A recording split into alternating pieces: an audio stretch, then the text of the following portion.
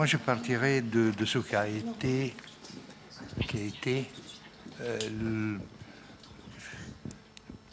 ce qu'on a appelé terrorisme dans l'Europe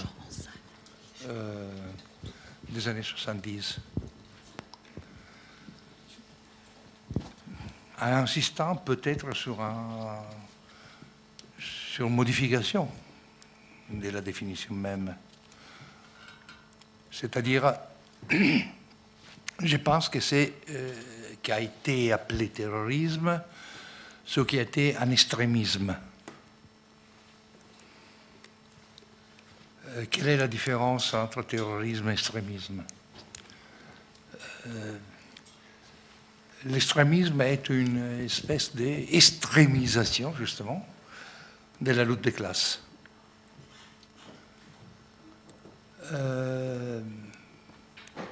Ce qu'on a appelé, entre guillemets, terrorisme dans les années 70, c'est-à-dire ce que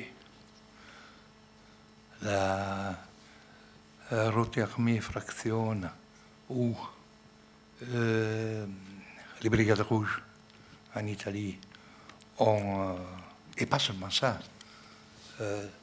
Révolutionnaire Zelle, les mouvements Bewegung du 2 juin, Prima Linea et des dizaines d'autres organisations. En Italie et en Allemagne, c'est évident que je ne parle pas de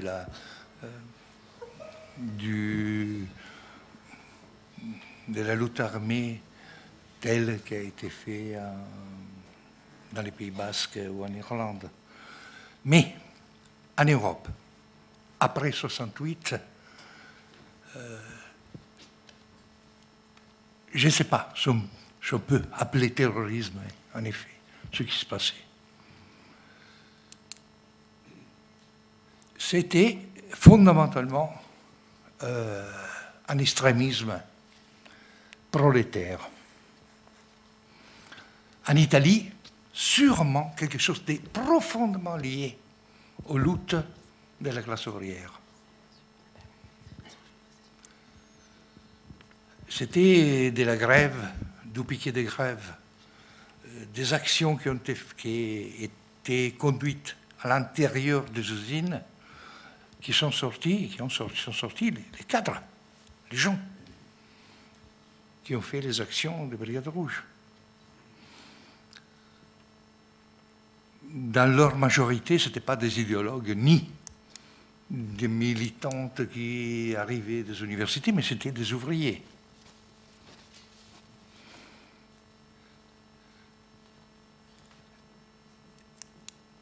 Regardez bien, je ne suis pas en train de raconter une histoire...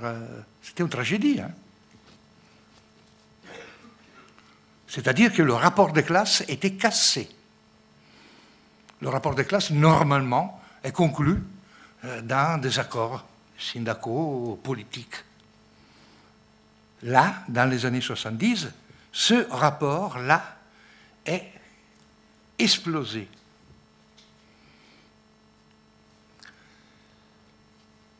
Explosé à l'intérieur de l'usine, avant tout. C'est-à-dire que le sabotage et le fait que le rapport de loyauté avec le commandement sur l'organisation du travail est sauté.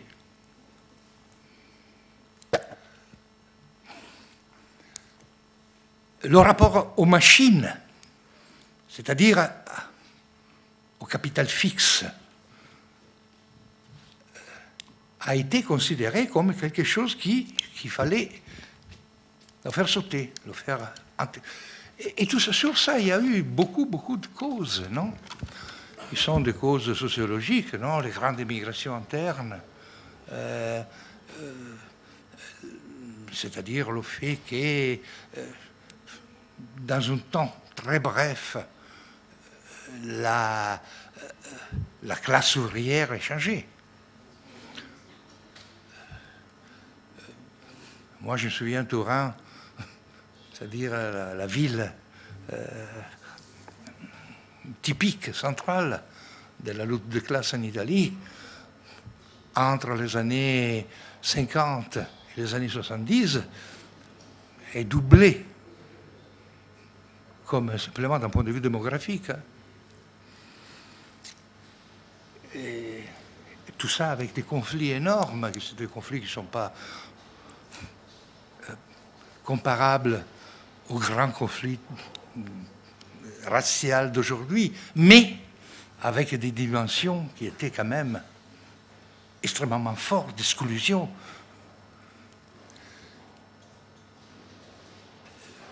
Et après, je pourrais raconter, mais je ne veux pas enlever le temps à la discussion en général, mais c'est pour insister sur ce fait fondamental.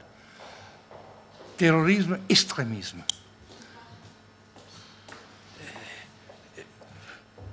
La société capitaliste est gérée par un rapport. C'est un rapport de classe, c'est-à-dire un rapport de commandement et d'obéissance. Enfin, d'un développement. Donc d'une distribution des richesses chaque jour plus abondant et avec une certaine égalité. Une égalité absolument différente, mais que ça.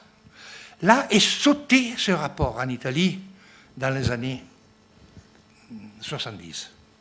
L'extrémisme était une force de résistance qui a touché, qui est né et a résisté à la modification du rapport. Voilà, modification du rapport. Que c'est l'autre chose qui intéresse, je crois, dans une manière fondamentale, beaucoup plus fondamentale qu'en Italie, l'Allemagne. Dans les années 70, la forme de production capitaliste est changée. L'usine a terminé d'être le centre du développement de la société, de la production sociale. L'automatisation des usines, l'informatisation de la société a commencé à ce moment-là. La structure syndicale et politique qui était autour de la classe ouvrière et qui organisait la classe ouvrière est allée en ruine. Et commençait alors ce qu'aujourd'hui on vit dans une manière tellement forte et terrible. Cette fin de la représentation politique de la classe ouvrière. En plus, dans ce moment-là, l'immigration qui en Allemagne avait été toujours extrêmement important, a changé des formes. 72, c'est la grande grève de Cologne, qui est, dans ce point de vue, quelque chose, c'est-à-dire les immigrés deviennent les protagonistes de la lutte, pour la première fois en Allemagne. Et la grande coalition. C'est-à-dire les formes politiques de l'opposition ouvrière terminent au niveau politique.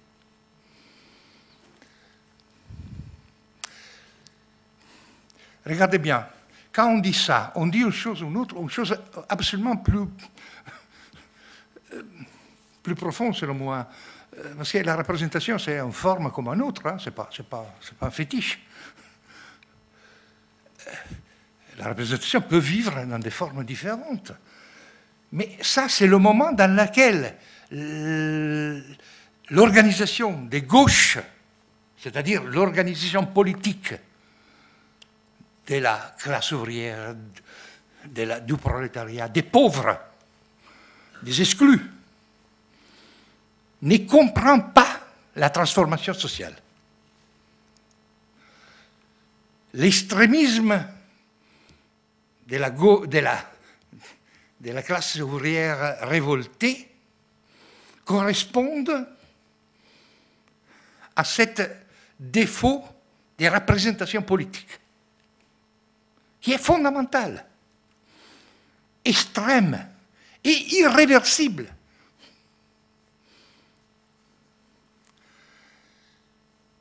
Donc, on comprend bien que tout ça est qualifié, il est là.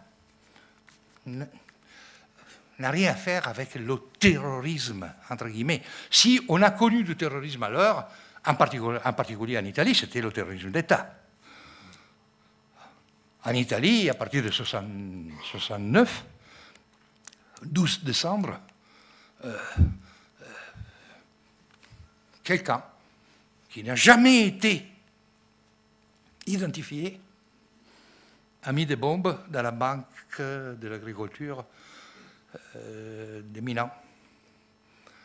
Et après, tout ça a continué, des bombes, et il n'y a personne qui était enfin appelé à la responsabilité de ces actes. Tout ça a continué jusqu'à 82. Il y a eu un terrorisme d'État. En Allemagne, je crois que la forme État, la mentalité luthérienne empêche ce que le catholicisme permet, autre part. Mais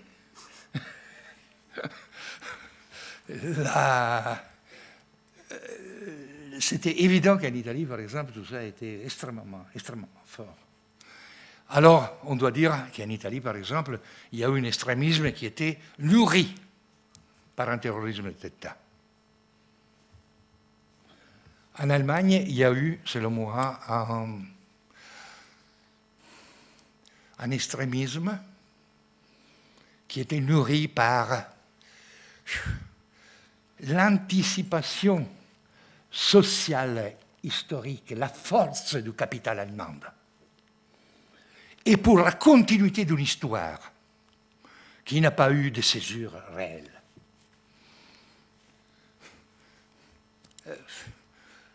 Moi, j'avais une amie allemande à laquelle j'étais très lié, qui était celle qui a publié la première fois Bonnie Baumann, c'est-à-dire le premier repenti de la brigade rouge, de la RAF. Fraction armée rouge. Hein, de la fraction armée rouge. Elle, qui avait vécu jusqu'au fond l'expérience allemande, me disait vraiment clairement, ici, le nazisme, on ne veut pas reconnaître que c'était quelque chose d'unanime dans cette société. Ils nous ont raconté que la Schuldfrage, que la question de la culpabilité allemande n'existait pas, qu'il fallait la rejeter tout sous ce monstre qui était Hitler. Même la question juive était renversée sous la monstruosité du rapport au nazisme, à ses chefs, à son idéologie. C'était l'idéologie la clé. Et les personnalités autoritaires qui étaient autour de ça. Et pas le capitalisme, la société allemande qui avait produit ça. Et on nous demandait de faire de la musique dans les années.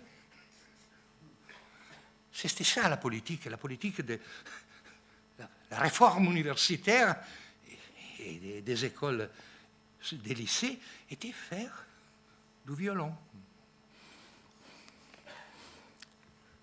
Et les programmes restaient des programmes de Weimar. Ces grandes définitions des disciplines universitaires classiques, qui quand même avaient produit quelque chose.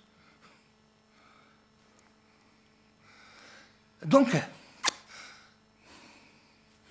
je ne sais pas. Michel. C'est une question que je vous pose. Hein. Mais... Pour moi, c'était toujours... moi, j'ai vécu en partie, j'ai connu beaucoup de ces gens. Si vous voulez, je vous donne, mais ce n'est pas intéressant quand même, non? Mais témoignages, non, même personnels, de tous les gens que j'ai connus ici et là, de ces extrémismes, terrorisme, barre terrorisme européen dans ces années-là. J'ai bien payé les bêtises que j'ai fait, les mésinterprétations que j'ai fait, mais je crois qu'au fond, il y a ça. Il y a d'un côté et de l'autre une responsabilité de l'État, une responsabilité du capitalisme, une responsabilité de nous tous, qu'on n'a pas compris que le développement capitaliste doit être réglé à travers la force, comme aujourd'hui. C'est le même problème d'aujourd'hui.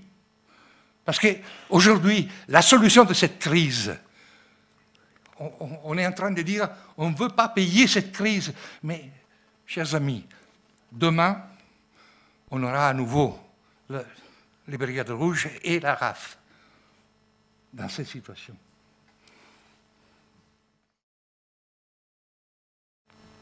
Ce qui va devenir la bande à Bader, enfin le groupe Baader-Meinhof, c'est des gens qui se disent la classe ouvrière allemande, elle est embourgeoisée. Il ne faut pas compter sur elle pour faire la révolution. Voilà.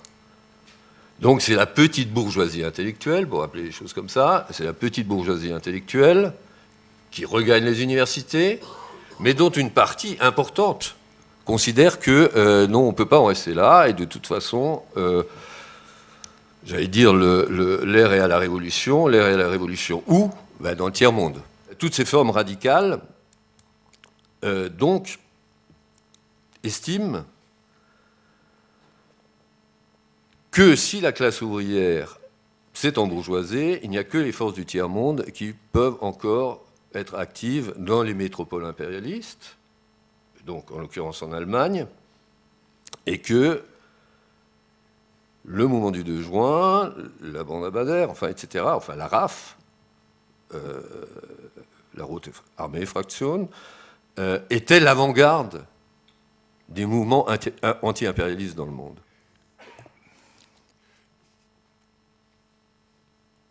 Moi j'ai quelques doutes, non, sur les 3 points, non, qui ont été posé comme définition, non, de l'idéologie, ou si vous voulez, du mode de vivre politique de l'opposition allemande. C'est-à-dire petite bourgeoisie intellectuelle, tiers-monde et avant-gardisme. Sur l'avant-gardisme, je suis d'accord.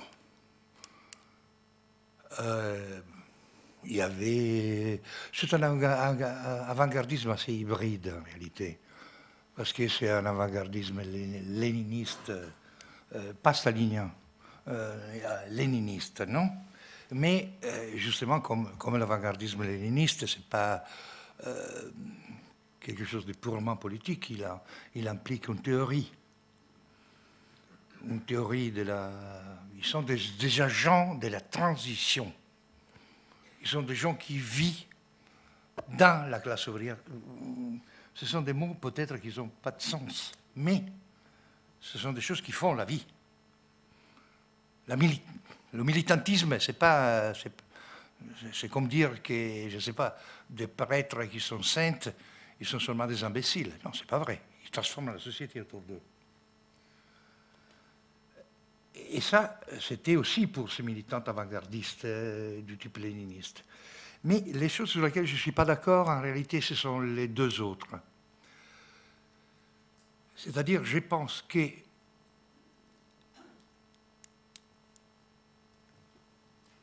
n'étaient pas des ouvriers, justement. Mais ils n'avaient pas les vices que notre langage attribue à la petite bourgeoisie intellectuelle. La société allemande était une société qui était en train de s'intellectualiser dans le travail. Ce qu'aujourd'hui on appelle comme le précariat intellectuel,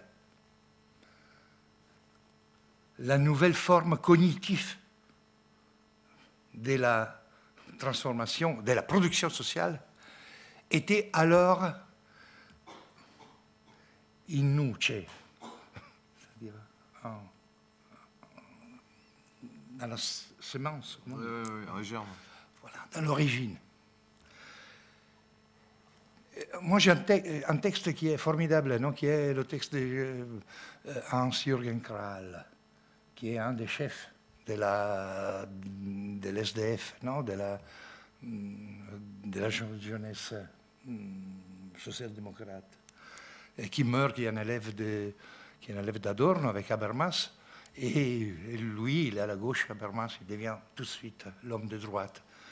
Et c'est une espèce, si vous lisez le texte, non, il s'appelle Bewusstsein und Klassenbewegung,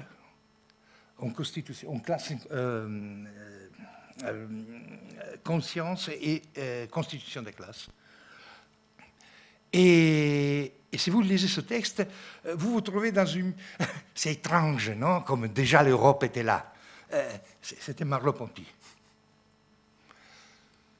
Donc il y avait cette idée qu'il y avait la possibilité de reconstruire le social en dehors du rapport avec le Parti communiste et avec la classe ouvrière, à travers la construction d'une conscience cognitive. Ce n'était pas quelque chose de spirituel, d'idéaliste, comme Merleau-Ponty était accusé par son copain et frère Sartre. C'était justement cette intuition qu'il y avait cette nouvelle possibilité. Et la révolution du tiers-monde était importante, je crois, pas seulement du point de vue de la mythologie, si vous voulez, mais aussi du point de vue de la... Ici, il y avait un peu d'idéalisme, c'est évident, non? De la possibilité de construire le social. C'est-à-dire, la société est faite par les hommes. Les hommes luttent dans cette société, ils construisent leur société. La société qu'eux, ils sont capables de construire à travers le travail, à travers la coopération,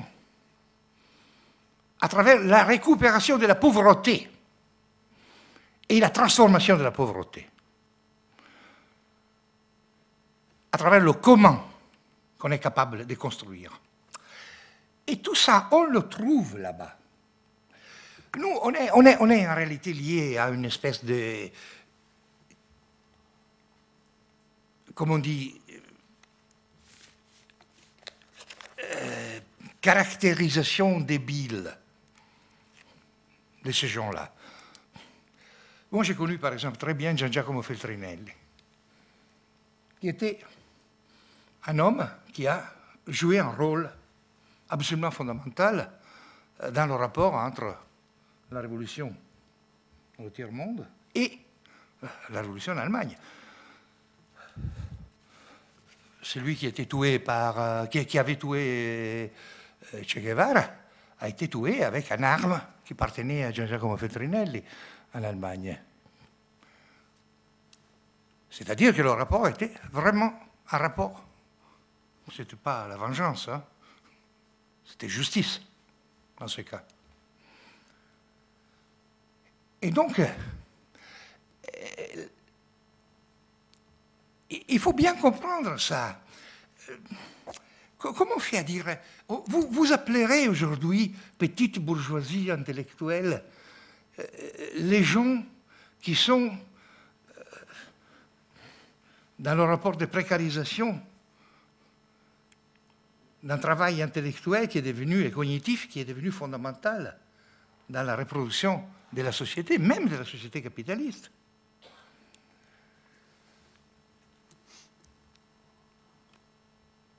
Bader était un plébéien. Mais c'était, comme toujours, la plèbe, surtout si on est allemande. Si on est allemand, on doit la considérer vulgus plebe. C'est quelque chose de vulgaire. Mais, certaines fois, et je ne veux pas faire l'apologie des vertus primitives, hein, aux barbares, aux sauvages, absolument pas. Mais certaines fois, ce sont des gens qui sont posé, mis dans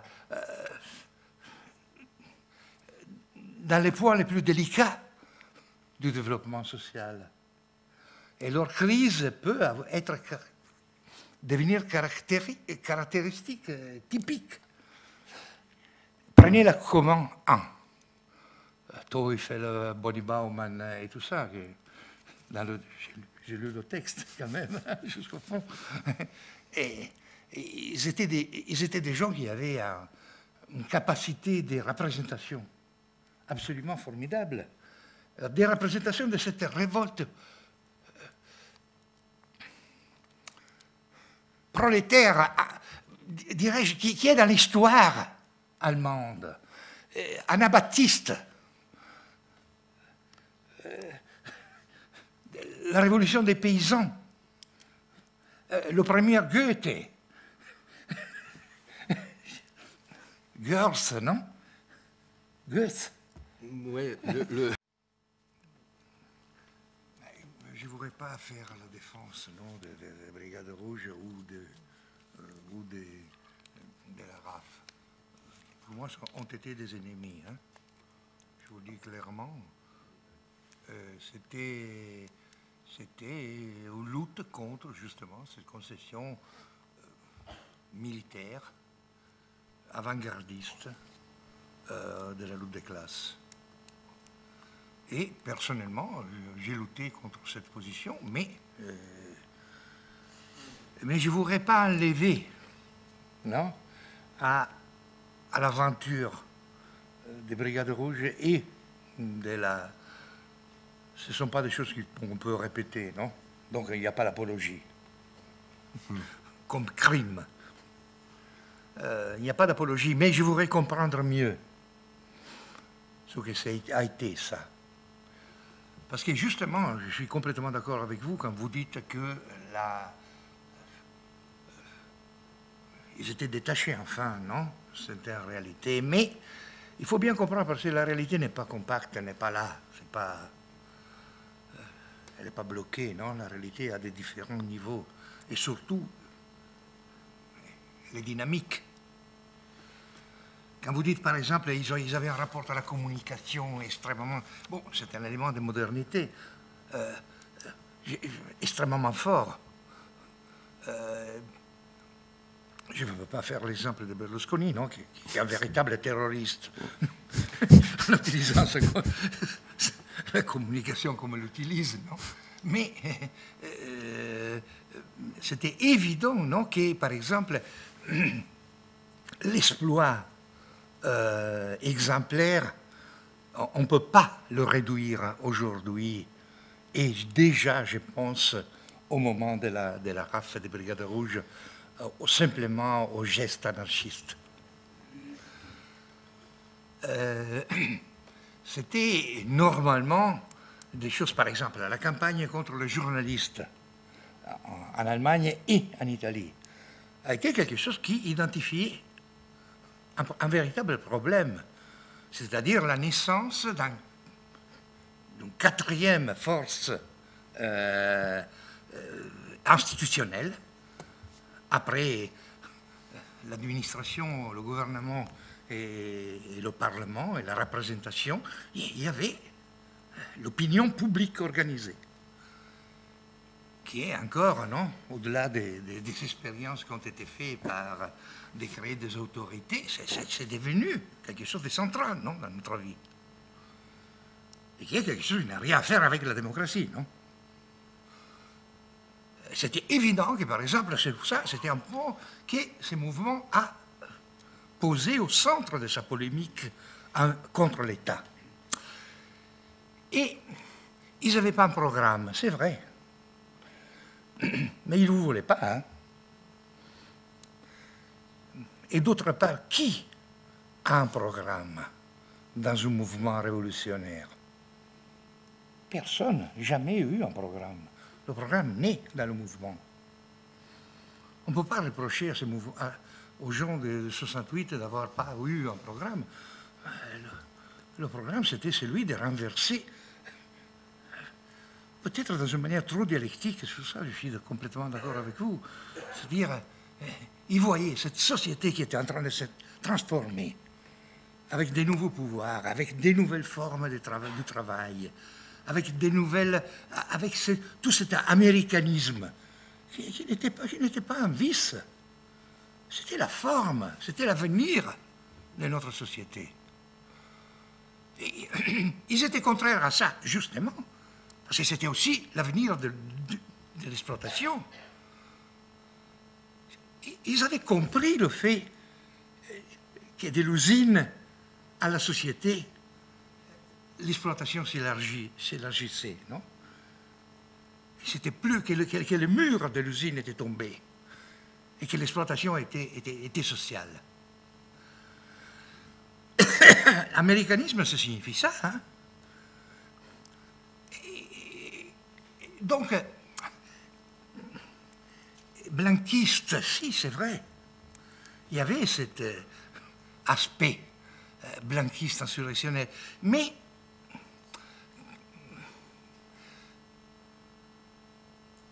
ils n'attendaient pas l'insurrection généralisée. Ils pensaient en réalité au développement d'un double pouvoir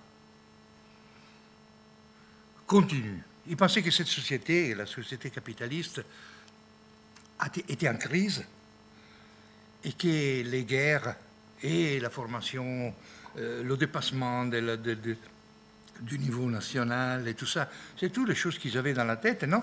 Et que l'existence de l'Union soviétique, d'autre part, parce qu'il faut toujours considérer ça, non?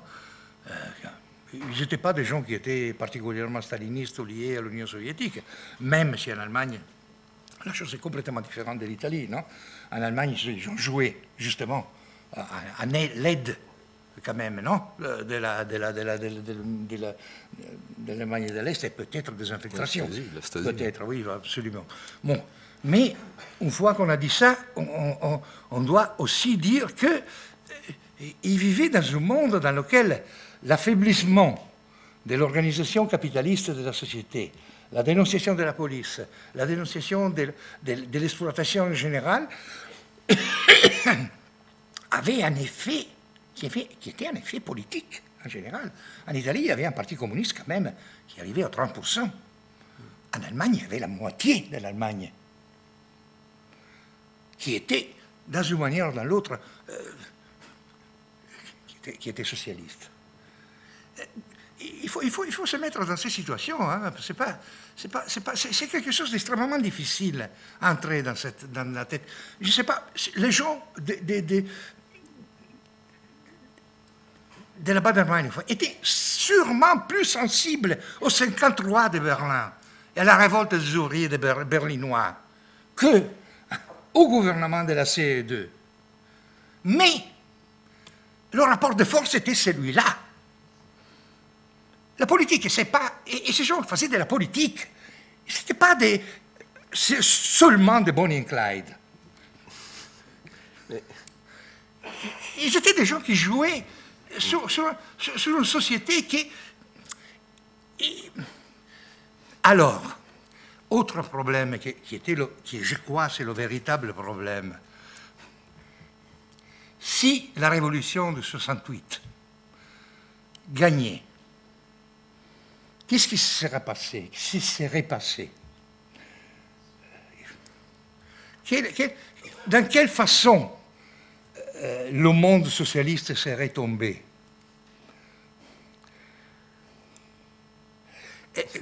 Par exemple, en Italie, Parti communiste, le programme Parti communiste d'Occident, aujourd'hui, il n'existe plus. Ils ne sont même pas des social-démocrates, je ne sais pas, ils sont Ségolène Royal, ils ne sont pas Mauroy et là, comment s'appelle, la fille de Lille, Aubry. Ils sont blériens. OK? Voilà. Tout ça, donc, c'est passé combien? 30 ans? Même pas.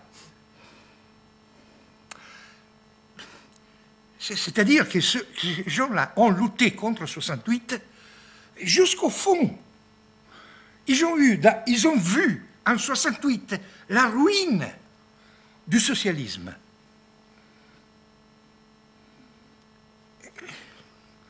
Ils avaient raison.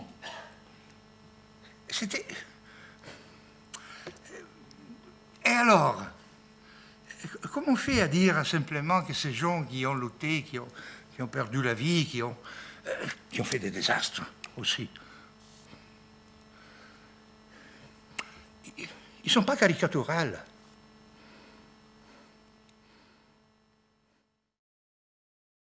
Je pense qu'il y a des espaces de lutte et des réalités de lutte chaque jour extrêmement importantes, extrêmement radicales, et qu'il faudrait analyser avec un peu plus d'attention de ce qu'on fait.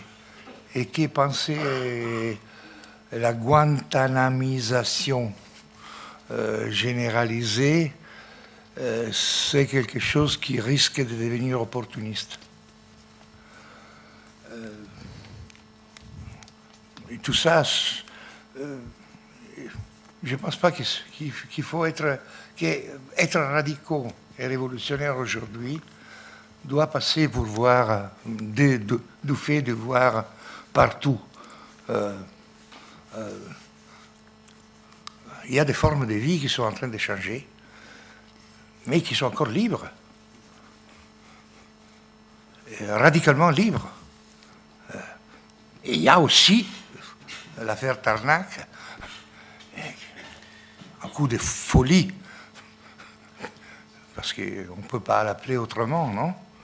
Mais tout ça, c'est pas... Je ne vois pas un rapport entre Tarnac, les minorités agissant, le situationnisme et tout ça. C'est un épisode un peu ridicule dans la vie de l'État français. L'État français est assez ridicule souvent. Beaucoup plus que l'État allemand, hein. Beaucoup plus sérieux, non? Et donc, l'affaire Tarnac, c'est quelque chose d'horrible, non, de tous les points de vue. Mais faire de l'affaire Tarnac un exemple de la société française, de la liberté en France aujourd'hui, c'est aussi ridicule.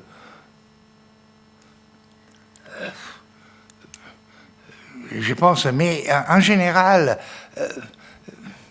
les minorités plus ou moins visibles, plus ou moins invisibles, ne sont pas ceux qui font qui transforment la société. Il y a aussi des minorités visibles, invisibles, qui transforment la société, non? Mais ce sont les grands rapports sociaux, non? Qu'il faut analyser chaque fois. Aujourd'hui, je ne sais pas pourquoi on a tellement d'attention à Tarnac, quand il y a une crise, 8 semaines de grève à l'université, des manifs, des millions de personnes. C'est évident que des espaces de lutte existent, non? Il existe des espaces de lutte qui s'appellent grève, qui s'appellent innovation sociale continue. Il y a des phénomènes qui sont même des phénomènes politiques d'autres densités de signification. Par exemple, en Italie, maintenant, il y a un mouvement universitaire qui s'appelle l'Onda, la vague, et qui est un mouvement qui essaye de déterminer, de proposer à l'intérieur de l'université l'auto-formation continue, en dehors des disciplines préconstituées, donc de créer de nouvelles institutions politiques et du savoir. Il y a une transformation profonde dans les régimes de salaire, la poussée extrêmement forte vers le revenu garanti. Donc la reconnaissance politique des mouvements de masse de plus en plus larges, qui est la production sociale. Donc la situation est en train de se définir, dans une manière post-industrielle. Donc le problème théorique et politique aujourd'hui, c'est peut-être, de mon point de vue, hein, qui est un point de vue tout à fait partiel, est celui d'analyser qu'est-ce que c'est la lutte de classe, parce que je crois encore que la lutte de classe est la clé du développement historique. Et c'est pas moi que je l'ai inventé, l'a invité Guizot, non? Et les grands réactionnaires après la Révolution française. Mais je pense que la lutte des classes est encore l'élément fondamental dans le développement historique. Donc il faut analyser la lutte des classes dans une situation dans laquelle la classe ouvrière n'est plus celle-là, n'est plus la classe ouvrière industrielle. Ce sont les gens qui travaillent dans la société. Donc, comment on fait à recomposer ça dans une force politique? Quel est le rapport devant cette composition technique de la production? Quelle est la forme politique et la composition politique? Quelle est la nouvelle idée du parti, d'organisation, d'action directe et indirecte, de tout ça? C'est ça le problème d'aujourd'hui. Et je pense que les minorités peuvent être extrêmement utiles sur cette scène.